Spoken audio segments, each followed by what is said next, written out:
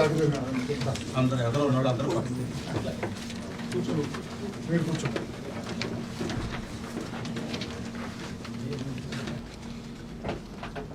సంఘాల ఐక్యత వర్ధిల్లాలి. వర్ధిల్లాలి. ఆంధ్రప్రదేశ్ మాదిరి సంఘాల ఐక్యత వర్ధిల్లాలి. వర్ధిల్లాలి. నారా చంద్రబాబు నాయుడు గారి నాయకత్వం వర్ధిల్లాలి. ఉంటూ ఉండేవాడిని నేను. తర్వాత నేను పార్టీలోకి చేరటం, పార్టీలో చేరిన దగ్గర నుంచి ఒక మంచి ముహూర్తంలో చేరిన దగ్గర నుంచి కూడా ఆయన పార్టీలో నన్ను ఒక ప్రత్యేక స్థానాన్ని నుంచి అడుగడుగునా గౌరవిస్తూ ఉన్నారు. అప్పుడే నేను ఆయన దగ్గర గమనించాను. నేను మాదిగల పట్ల మాట్లాడుతున్నప్పుడు ఆయన జనరల్గా ఆయన మనసులో మాట ఎప్పుడు బయట పెట్టరు. ఆయన మనసులో మాట బయట పెట్టేది ఈయన ఒక్కడి దగ్గరే, జనార్దన్ గారి దగ్గర తప్పితే మిగతా ఏ నాయకుల దగ్గర కూడా ఆయన బయట పెట్టరు ఆయన. కానీ అప్పుడప్పుడు ఆయన మనస్సుని నేను స్టడీ చేస్తుండేవాడిని. స్టడీ చేస్తున్నప్పుడు దళిత వర్గాల గురించి వచ్చినప్పుడు ఆయన తూకం వేస్తే మాదిగల వైపు కొంచెం మొగ్గుతూ ఉండేవాడు ఎప్పుడు. నేను ఒకసారి అప్పుడు హైదరాబాద్ ఉన్నప్పుడు నేను కొంచెం క్లోజ్గా ఉండేవాడిని జనరల్ సెక్రటరీగా ఉన్నప్పుడు. నేను 2009 నుంచి ఎప్పటి వరకు జనరల్ సెక్రటరీగా కంటిన్యూ అవుతున్నా. తెలుగుదేశం పార్టీలో ఇంతకాలం ఏ నాయకుడు జనరల్ సెక్రటరీగా లేరు. ఆయన మన మీద అభిమానం కావచ్చు, ఏదైనా కావచ్చు, మన పనితీరు ఆయనకు నచ్చి ఉండొచ్చు, కంటిన్యూ చేస్తూనే ఉన్నారు దాదాపు 15 సంవత్సరాల నుంచి. నేను అడిగినప్పుడు లేదు, సామాజికంగా వెనుకబడి ఉన్నవాళ్ళు, నాకు నా కాలేజీలో ఫలాని మాదిగలు ఉండేవాళ్ళు వెంకటేశ్వర యూనివర్సిటీలో, నాకు చాలా తోడుగా ఉండేవాళ్ళు, ఒక రక్షగా ఉండేవాళ్ళు వాళ్ళు. నాకు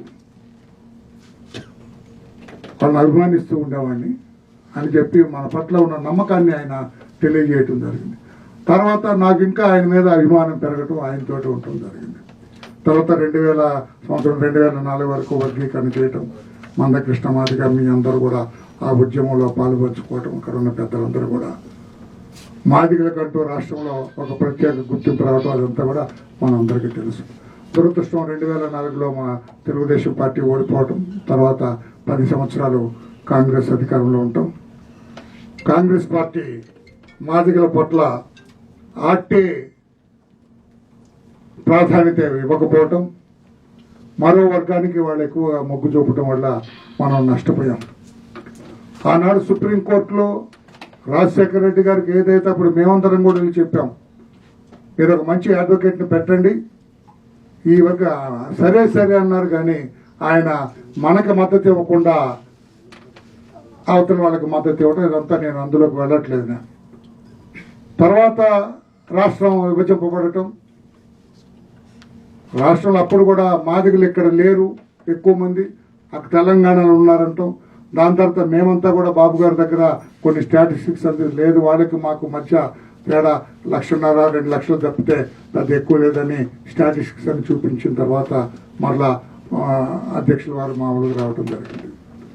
తర్వాత ఆయన ఓడిపోయిన తర్వాత 2019లో ప్రతిరోజు ప్రతి సభలో అంటుండేవాళ్ళు, మన సాంప్రదాయ ఓటు మాదిగలు మన సాంప్రదాయ ఓటు, దాన్ని జాగ్రత్తగా కాపాడుకోవాలని ఓపెన్గా. ఏ స్థాయిలో అనేవాళ్ళంటే నేను జనార్దన్ గారు అంటే మరీ అంత ఓపెన్గా వద్దులేసారని కూడా అడిగేవాళ్ళం. ఎందుకంటే మానవులు కూడా ఉన్నారు ఇక్కడ, మళ్ళీ వాళ్ళు హర్ట్ అవ్వకూడదండి, వాళ్ళు కొంచెం మాదిగల కంటే కొంచెం కన్సిడరబుల్ నంబర్ ఉంది వాళ్ళదన్నా కూడా ఆయన ఒప్పుకున్నాడు. లేదు, ఇది సాంప్రదాయ ఓటు, దీన్ని కాపాడుకోవాలి, నాకు కొన్ని కులాలు ఉన్నాయి, ఆ కులాల్లో ఇదొక ప్రధానమైన కులం అని చెప్పి ఓపెన్గా మనకి మద్దతు ఇవ్వటం, మనల్ని కావాలని కోరుకోవటం కూడా జరిగింది. తర్వాత మొన్న లాస్ట్ ఇయర్ ఈ సంవత్సరం మేలో మహానాడు రాజమండ్రిలో జరిగినప్పుడు దానికంతా ఆ నైటు పబ్లిక్ మీటింగ్ జరగడానికి ముందు నైటు పొలిట్ బ్యూరో సమావేశాన్ని ఏర్పాటు చేయటం, ఆ సమావేశంలో కొన్ని ప్రతిపాదనలు నేను పెట్టడం జరిగింది. అయ్యా మాదిగలు సాంప్రదాయ ఓటు తమ ప్రతిసారి అనేవాళ్ళు, మాదిగలకేమో ఓటేమో మాది అవుతుంది, పదవులన్నీ ఏమో అవతల వాళ్ళకి వెళ్తున్నాయి, మా మాదిగల్లో కొంచెం హార్ట్ బర్నింగ్ ఉంది, కొంచెం కడుపు మంట ఉందండి మా వాళ్ళలో, ఈసారి అలా జరగటానికి లేదు సార్. పోయినసారి సీట్లు ఇచ్చినప్పుడు కూడా 2019లో 10 మాకు ఇచ్చారు, 19 వాళ్ళకి ఇచ్చారు, మాల సామాజిక వర్గానికి. ఓట్లు మా ఎక్కువ ఉంటాయి, ఏం జరిగినప్పుడు మా వాళ్ళందరూ కూడా మేము పల్లెలోకి వెళ్ళినప్పుడు మేము చెప్పలేకపోతున్నాం సార్, కొన్ని ఇబ్బందులు ఉన్నాయి అన్నప్పుడు పొలిట్ బ్యూరోలో ఏమిటి ఏం చేయాలని అడిగారు అందరు పొలిట్ బ్యూరో సమావేశంలో. అంటే అయ్యా మీరు ఓట్లు ఇచ్చినప్పుడు మాలా మాదికి సమానంగా ఇవ్వండి. 29లో 14 ఇవ్వండి. 15 ఇంకొక సీట్ ఉంది, అది మీ ఇష్టం వచ్చిన వాళ్ళకి ఇవ్వండి. మీరు మాలకి ఇచ్చినా ఓకే, మాదికి ఇచ్చినా ఓకే. పార్లమెంట్లో ఉన్నప్పుడు మేము చిరుసగం ఇవ్వమని అడగట్లా, ఎందుకంటే 4 పార్లమెంట్లు కూడా మీరు ప్రతిసారి మాలకు ఇస్తున్నారు. మాకు బాపట్ల నుంచి పార్లమెంట్ మాకు తెలిసిన వాళ్ళుగా మాదిగా నంబర్ కూడా ఉంది కనుక మాకు బాపట్ల పార్లమెంట్ ఇవ్వండి సార్ అని చెప్పి అడగటం జరిగింది. ఆయన తప్పకుండా చేస్తానని చెప్పడం జరిగింది. తర్వాత మీరు ఎస్సీ కమిషన్ వచ్చిన దగ్గర మీరే కారకులు ఎస్సీ కమిషన్ వేయడానికి 2000 సంవత్సరంలో. అప్పటి నుంచి కూడా మాలలే ఎస్సీ కమిషన్ చైర్పర్సన్ గా ఉంటున్నారు. ఈసారి మన అధికారంలోకి వచ్చిన వెంటనే మాదిగల్లో కూడా చాలా మంది మేధావులు ఉన్నారు, మాదిగల్లో కూడా అర్హులైన వాళ్ళు చాలా మంది ఉన్నారు. మాదిగలకు ఇవ్వండి అని కోరటం జరిగింది. ఆయన అప్పటికప్పుడే తప్పకుండా ఇస్తాను. తర్వాత వర్గీకరణ అయిపోయేంత వరకు కూడా జీవో నంబర్ 25 జిల్లాల్లో దామాషా ప్రకారం, ఇప్పుడు కృష్ణా జిల్లా ఉంది, సపోజ్ మాదిగలు ఎక్కువ ఉంటారు, అనంతపూర్ ఉంది, మాదిగలు ఎక్కువ ఉంటారు. కొన్ని జిల్లాలు ఈస్ట్ గోదావరి జిల్లాల్లో మాళ్ళు ఎక్కువ ఉంటారు. మాళ్ళు ఎక్కువ ఉన్న చోట వాళ్ళకి కొంచెం ఎక్కువ అవుతుంది, మాదిగలు ఉన్న చోట నేను చెప్పడం జరిగింది. వీటన్నిటికి కూడా అధ్యక్షులు వారు అంగీకరించడం జరిగింది. నెక్స్ట్ డే పబ్లిక్ మీటింగ్లో కూడా చెప్పారు, మాదిగలు నిన్న నన్ను కోరికలు కోరారు, అవన్నీ కూడా తప్పకుండా అధికారంలోకి వస్తే చేస్తానని చెప్పడం. తర్వాత బీజేపీ ఎప్పుడైతే మోడీ గారు ప్రధానమంత్రి గారు వర్గీకరణ చేస్తానని హైదరాబాద్ సభలో చెప్పిన తర్వాత మేము మరలా కొంతమంది ముఖ్య నాయకులు మాదిగ వర్గం నుంచి వెళ్ళి అధ్యక్షుల వారి దగ్గరికి వెళ్తే బీజేపీ చేసినట్లయితే తప్పకుండా మనం మా తెలుగుదేశం పార్టీ కూడా మద్దతు ఇస్తామని చెప్పడం. తర్వాత ఎన్నికల్లో మీరందరూ ఏ రకంగా ఇవ్వటం జరగటం జరిగింది. తర్వాత ఒకసారి మందకృష్ణ గారు అధ్యక్షుల వారిని కలవటం జరిగింది. మీకు వాస్తవాలు కూడా చెప్పాలని తెలిసి నేను కొంచెం ఏది దాచదలుచుకోలేదు. మందకృష్ణ గారు కూడా కలిసి ఆయన కూడా బేషరతుగా నేను మీకు మద్దతు ఇస్తానండి తెలుగుదేశం పార్టీకి. గతంలో ఏదన్నా చిన్న ఏమన్నా కూడా దయచేసి అవన్నీ మర్చిపోండి. వైఎస్ఆర్ పార్టీ మమ్మల్ని చాలా అవమానపరిచింది అడుగడుగునా. మేము మాదిగలంటూ ఉన్నామని కూడా గుర్తించలేదు వైఎస్ఆర్ పార్టీ. అటువంటి పార్టీకి వెళ్లే సమస్య లేదు. మాకు గుర్తింపు లేనప్పుడు, మాకు గౌరవం లేనప్పుడు మేము వెళ్లే సమస్య లేదు. మీరు మాకేమి చేయక్కర్లా, బేషరతుగా తెలుగుదేశం పార్టీకి మేము మద్దతు ఇస్తాం, మిమ్మల్ని అధికారంలోకి తీసుకురావడానికి మాదిగ సంఘాలన్నీ చేస్తామని ఆయన వరకు ఆయన చెప్పాడు. చంద్రబాబు గారు కూడా నువ్వు బేషరతుగా నువ్వని చెప్పినా కూడా తప్పకుండా మాదిగలకు కావాల్సిన అన్నీ కూడా నేను చేస్తాను, నీ చేతిలో ఏదో పేపర్ ఉందో నాకు ఇయ్యని ఆయన లాక్కున్నాడు కృష్ణ దగ్గర నుంచి. ఇసుకొని ఇవన్నీ నీకు కావాలా అన్నారు. కావాలి సార్, తప్పకుండా అన్నీ చేస్తాను. నేను వర్గీకరణ విషయం కూడా నా దృష్టిలో ఉంది, తప్పకుండా చేస్తాను. మాదిగలు ఆర్థికంగా, రాజకీయంగా, సామాజికంగా కూడా పైకి రావడానికి నా వంతు నేను కృషి చేస్తానని మందకృష్ణ గారికి కూడా అప్పుడు అభయం అవడం జరిగింది. ఆయన కూడా చాలా సంతోషంగా అక్కడి నుంచి వెళ్ళిపోయారు. వెళ్ళిపోయిన తర్వాత అధ్యక్షులు వారు మరలా మా ఇద్దరిని పిలిచారు. పిలిచి ఇంకా చాలా మంది స్ప్లింటర్ గ్రూప్స్ ఉన్నాయి, మందకృష్ణ ఒక్కడే కాదు కదా, ఇంకా మాది గ్రూప్ ఉన్నప్పుడు మనవాడి పేరు కూడా పేరుపో వెంకటేశ్వరరావు లాంటి వాళ్ళు ఉన్నారని ఆయన కూడా పేరు చెప్పడం కూడా జరిగింది. వాళ్ళందరితో కూడా ఒకసారి మాట్లాడండి, వాళ్ళందరూ కూడా నేను చెప్పానని చెప్పండి, తెలుగుదేశం పార్టీని గెలిపించడానికి వాళ్ళ వంతు వాళ్ళని కృషి చేయమనండి.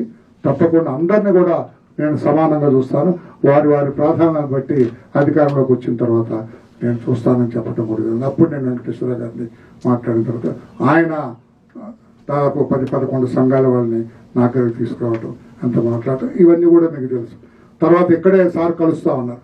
కొన్ని కారణాల రాజకీయ ఒత్తిడి వల్ల ఆయన ప్రచారం పెట్టడం, కొంచెం ప్రత్యర్థులు కూడా ప్రచారం ఉన్నారు, ఈయన ప్రచారం ఉండటం వల్ల ఇక్కడ కలవటం వద్ద మరలా నేను జనార్దన్ గారిని రోజు చెవులో జోరీలా చెబుతున్నాను. సార్ మా వాళ్ళందరూ నన్ను కలపాలంటే అయితే ఒక ఐడియా, మనం పాలకొల్లో కలుస్తారా, నల్లజర్లలో కలుస్తారన్నారు. నల్లజర్ల అంటే ఒక రోజే టైం కాబట్టి అందరికి ఇన్ఫార్మ్ చేస్తుంది, పాలకొల్లో కలుస్తారు సార్ అన్నప్పుడు అప్పుడు మళ్ళీ అధ్యక్షుల వారితో మాట్లాడారు, చంద్రబాబు గారితో జనార్దన్ గారు మాట్లాడితే 11:30 కల్లా వచ్చేయమని నేను అందరితో మాట్లాడతాను. దాని మీద మీ అందరిని అక్కడికి పంపించడం జరిగింది. అఖిల్ నుంచి పంపించి మీరందరూ వెళ్ళారు. మీరందరూ కూర్చొని మాట్లాడుతున్నప్పుడు అక్కడ దురదృష్టమైన సంఘటన జరగకపోతే ఇంకా బాగా జరిగేది. అయినా కూడా మీకు ప్రాధాన్యత ఇచ్చి అధ్యక్షులు వారు మీ అందరితో మాట్లాడటం, మీ అందరితో ఫోటోలు ఇవ్వటం అన్నీ పేరుపోగండికి వెంకటేశ్వర గారు అంతా చెప్పారు. మీరందరూ కూడా అంత సంతోషంగా మాట్లాడారు మాతోటి. మీరందరూ వెళ్ళిపోయిన తర్వాత చాలా బేషరతుగా నేను చెప్పకముందే వాళ్ళంతటి వాళ్ళే మిమ్మల్ని గెలిపిస్తాం సార్, తెలుగుదేశం పార్టీ చేస్తామని చెప్పారు. చాలా సంతోషంగా ఉంది నాకు. వాళ్ళందరి పేర్లు, వాళ్ళందరూ కూడా ఎవరెవరో పార్టీకి మద్దతు ఇచ్చారు, వాళ్ళందరి పేర్లు కూడా నోట్ చేసుకోండి. మనం తప్పకుండా వాళ్ళందరినీ గౌరవిద్దామని చెప్తున్నాం. తర్వాత వెంకటేశ్వరరావు వచ్చిన తర్వాత ఇది ఈ పట్టుపోకుండా ఉండాలన్నప్పుడు నిన్న ఒక రౌండ్ టేబుల్ పెట్టుకున్నప్పుడు నిన్న బ్రహ్మాండంగా 100 మంది పైన రౌండ్ టేబుల్లో కూర్చొని తమ దృష్టిలో పెట్టి 11 సంఘాలని మనం అంటే మాట్లాడు 11 సంఘాలని మనం అంటే నిన్న ఎవరైతే ఈ రౌండ్ టేబుల్కి వచ్చారో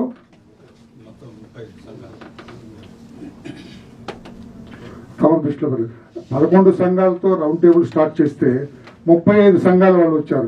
మా దగ్గరనే మేము ఇక బేషరతుకిస్తే అక్కడ పోయాక అంతకుముందు వాళ్ళకి రౌండ్ టేబుల్ పెట్టారు సార్. అందులో కొంతమంది పాల్గొన్నారు. అయినా మాకు అక్కర్లేదు, వర్గీకరణ చేస్తాను, మా దగ్గర ప్రాధాన్యత చంద్రబాబు గారే, ఆయన మాట్లాడిన తీరు ఇది ఉంది, ఇక్కడికే వస్తాం అక్కడికి వెళ్ళేదని వాళ్ళు కూడా జాయిన్ చేస్తారు. ఇప్పుడు టోటల్గా 35 ఐడెంటిఫైడ్ సంఘాల వాళ్ళు రౌండ్ టేబుల్లో ఉన్నారు. మనం అంతా కూడా మాట్లాడేవాళ్ళు. ఈ రోజున వాళ్ళందరూ కూడా మేము చేస్తాము, 35 సంఘాలు కూడా చేస్తామని ఇక్కడ చెప్పడం కోసం మన ఇద్దరిని కలవాలనే ఉద్దేశంతో వీళ్ళందరూ ఇక్కడికి రావడం జరిగింది సార్. మా సోదరులందరూ కూడా బేషరతుగా ఏమీ ఆశించట్లేదు. మీరు మా పట్ల మీకు ఒక అభిప్రాయం ఉన్నది కనుక అధ్యక్షులు వారు మీరు ఆ రకంగానే చేయండి.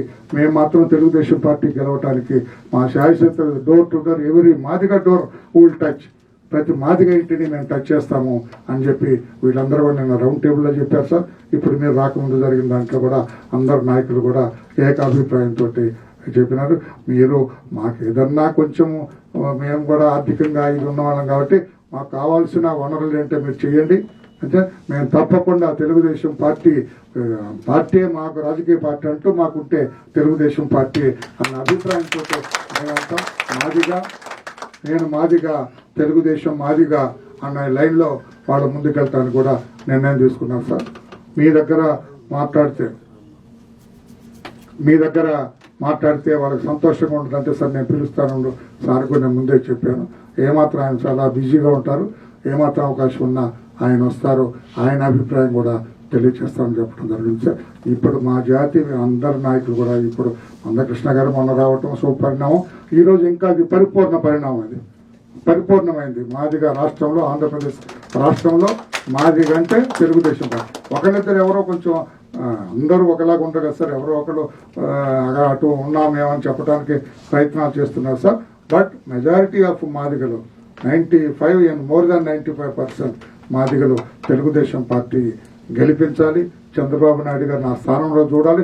తద్వారా మా జాతికి మేలు చేసే ఏకైక వ్యక్తి చంద్రబాబు గారు. తెలుగుదేశం వదిలించుకోవటానికి కంకణం బద్దులై ఓ ప్లాన్ ప్రకారం మీరు పనిచేస్తూ ఉన్నారు. నిన్ననే బాబు గారిని కలిసి వచ్చారు. ఆ తర్వాత రామయ్య గారు ప్రతి విషయం నాకు అత్యంత ఆత్మీయులు, సన్నిహితులు. వారు నేను మాట్లాడుతూ ఉండదు. ప్రతిరోజు పూర్వం ఎర్రనాయుడు గారితో మాట్లాడేవాడిని, అట్లా నాతో మాట్లాడుకోకుండా పడుకునేవాడు కాదు. అట్లే అంత సన్నిహితమైనటువంటి మీ ఇష్యూస్లో, మీ సమస్యల మీద నిరంతరం ఓ పక్క పనిచేస్తూ ఉన్నాడు. ఆయన కృషి ఎంతో ఉంది. ఇప్పుడు దీనిలో తెర వెనుక ఆయన మాకు ఇచ్చిన ఫీడ్బ్యాక్ వల్లనే అటు మందకృష్ణ గారిని కోఆర్డినేట్ చేసాం, ఇప్పుడు మిమ్మల్ని కోఆర్డినేట్ చేసాం. అలానే పేరుపో చంద్రబాబు గారు పాదయాత్ర చేసినప్పుడు మహబూబ్ నగర్లో ఎంటర్ అయినప్పుడు ఆయన పాత్ర కీలకమైంది. అప్పుడు నేను విజయవాడలో ఉంటే తమ్ముని తీసుకొని పోయి అక్కడ కార్యక్రమం చేశాడు. ఆనాటి నుంచి ఈనాటి వరకు ప్రతిసారి నాకు అత్యంత సన్నిహితుడు. మీలో కూడా చాలా మంది తెలుసు, ఫేస్లన్నీ, వంశీ కూడా తెలుసు.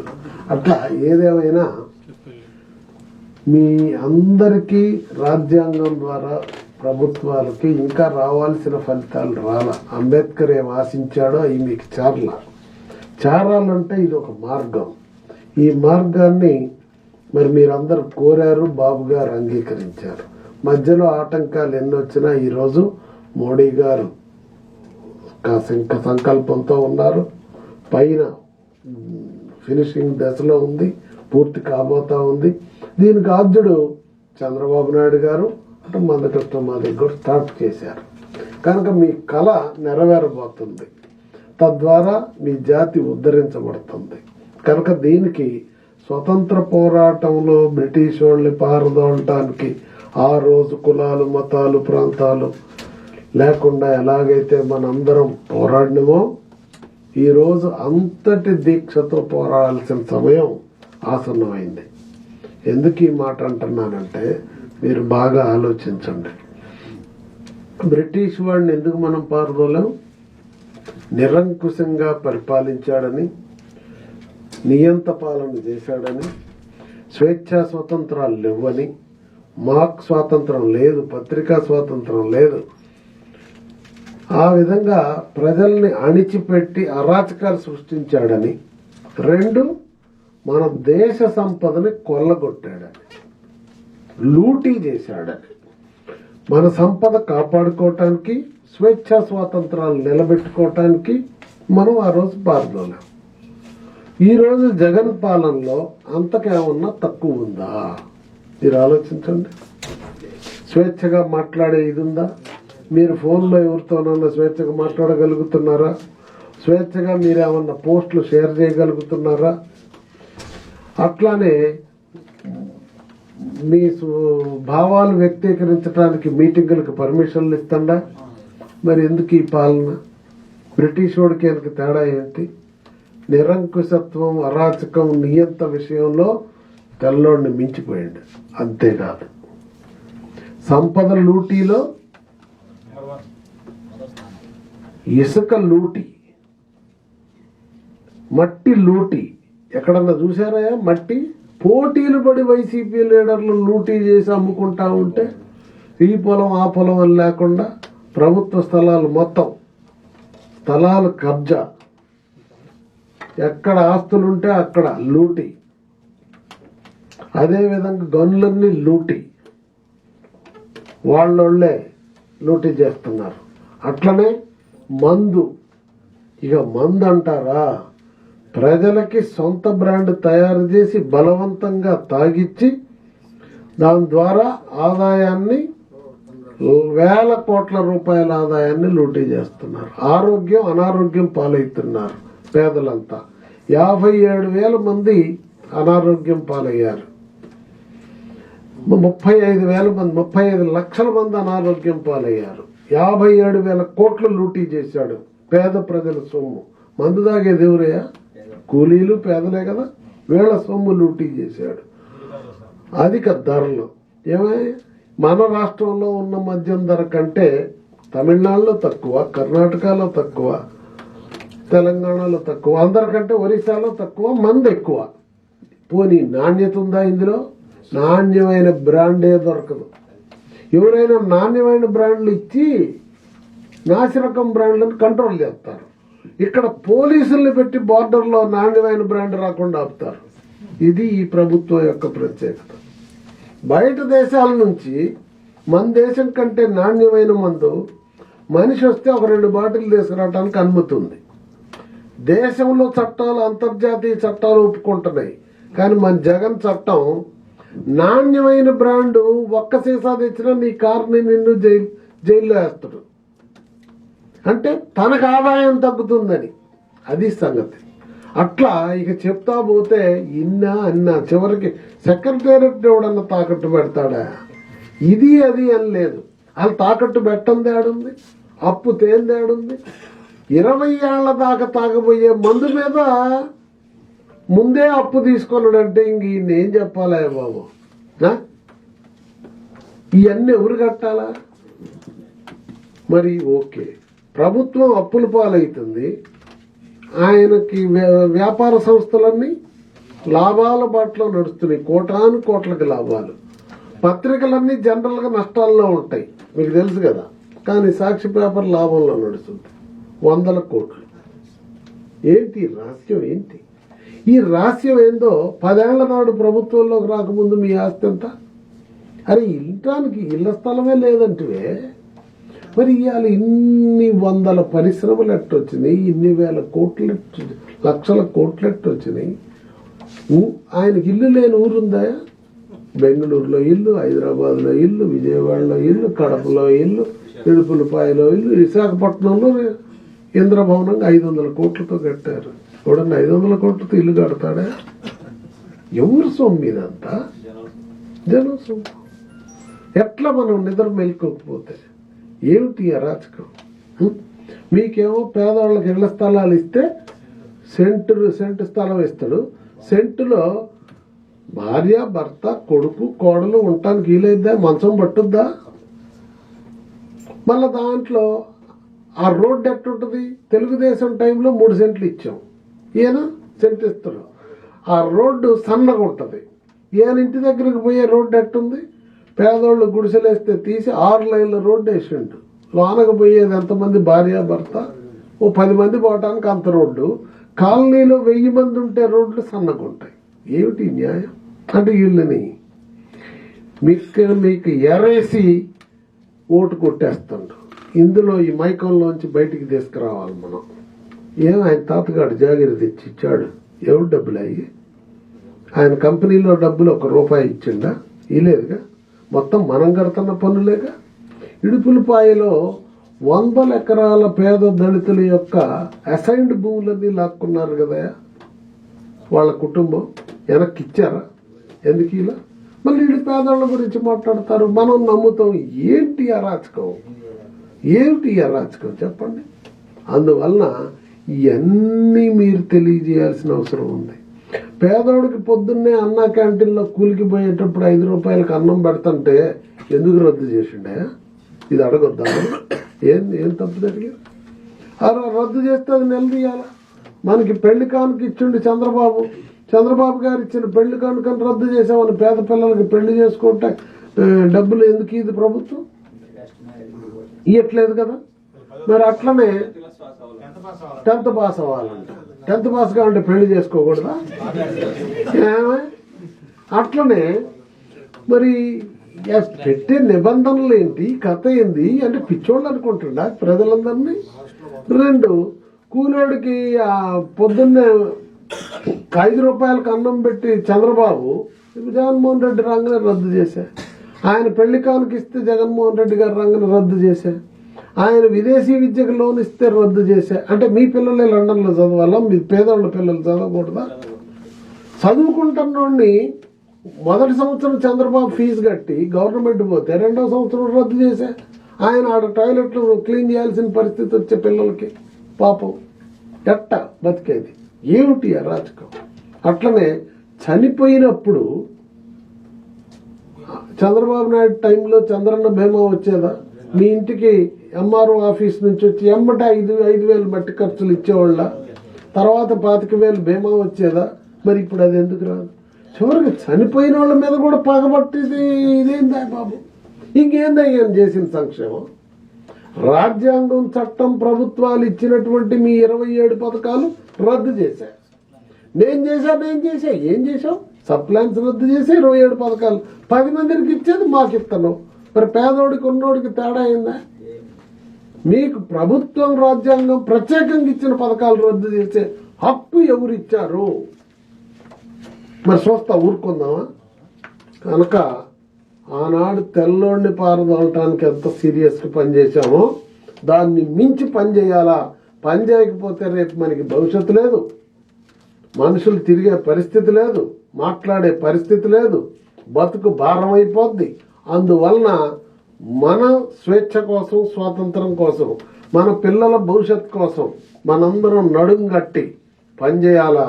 పనిచేసి ప్రభుత్వాన్ని సాగనంపాలా? చంద్రబాబు నాయుడు గారి పాలన తెచ్చుకోవాలా? మన పాలన, మన మార్క్ పాలన. అందుకని మీ అందరు దీనికి నడుం కట్టినందుకు ముందు మీకై మీరు వచ్చినందుకు చెప్పారు రామయ్య గారు. ముందు ఇన్ని సంఘాలంటే అన్ని సంఘాలు వచ్చేసినాయి, 35 సంఘాలు. చాలా శుభపరిణామం. మీరందరూ యాక్షన్ ప్లాన్ ఇవ్వండి.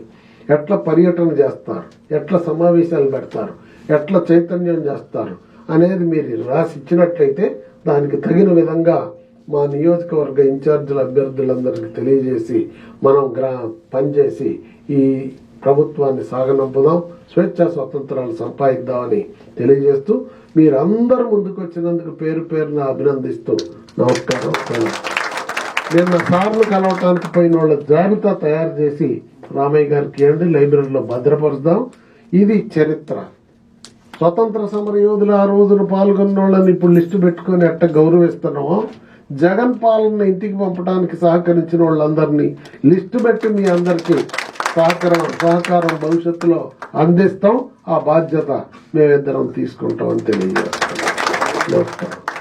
గారు ఆయన నేతృత్వంలో మనం పాలకొల్లు వెళ్ళి చంద్రబాబు నాయుడు గారిని కలిసి ఈ రాష్ట్రంలో 29 ఎస్సీ రిజర్వ్డ్ సీట్లలో 15 సీట్లు మాదిగలకి ఇచ్చే సామాజిక న్యాయం చేసిన తెలుగుదేశం పార్టీకి మద్దతు అని మనం ఆయనకి స్పష్టంగా చెప్పటం, ఆయన కూడా వెంటనే స్పందించి మీరు దాదాపుగా 30 ఏళ్లుగా ఉద్యమం చేస్తా ఉన్నారు, మరి అన్ని రంగాల్లో వెనకబడ్డారు, వర్గీకరణ లక్ష్య సాధన జరిగితేనే మీ అభివృద్ధి జరుగుద్ది, అందుకు రాజకీయంగా సామాజికంగా ఆర్థికంగా మీ మాదిగలకి ప్రధానంగా మీరు మొదటి నుంచి తెలుగుదేశం వైపే ఉన్నారు, ఇప్పుడు కొంత పెరిగారు, ఇంకా పెరగాల్సిన అవసరం ఉంది, 30 రోజుల సమయం ఉంది, కష్టపడి మీరు తెలుగుదేశం పార్టీని గెలిపించుకుంటే మీ రాజకీయ భవిష్యత్తు మీ ఆర్థిక భవిష్యత్తు నేను చేస్తానని చెప్పేసి ఆయన మొన్న మనకు భరోసా ఇవ్వటం అనేది జరిగింది.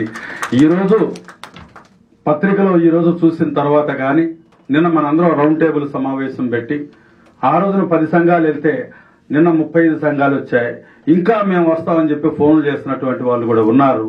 అంటే తెలుగుదేశం వైపు మాదిగలు ఈసారి చూస్తున్నారని ఖచ్చితంగా మనకు అర్థమవుతుంది.